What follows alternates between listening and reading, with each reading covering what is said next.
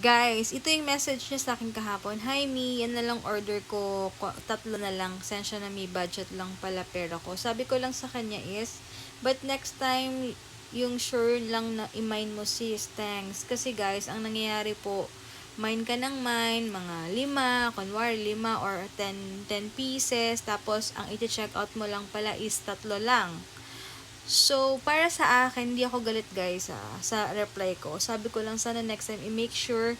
Kasi nga, syempre, imbes na ipamine ko sa iba, mamine at ma-convert na yun into cash. Kasi alam niyo naman yung sitwasyon ko ngayon. Mahal po yung gamot ng husband ko.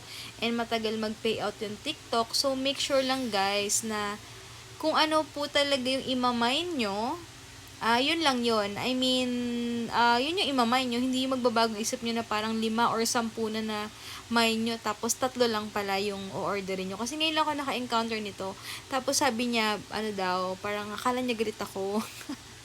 Hindi po ako galit. Sinasabi ko lang po. Para awareness na rin po sa inyo. Kasi guys, kaya po ako nagla-live din. Isa rin sa reason. Kasi nga, bumibili rin ako ng gamot ng husband ko. Marami kaming bills.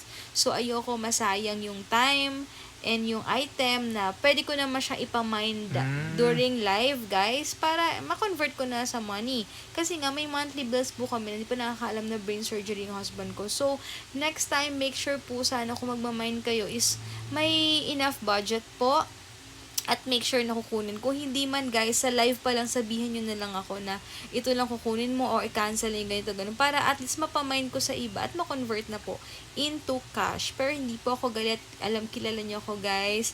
But ayun lang po. Thank you!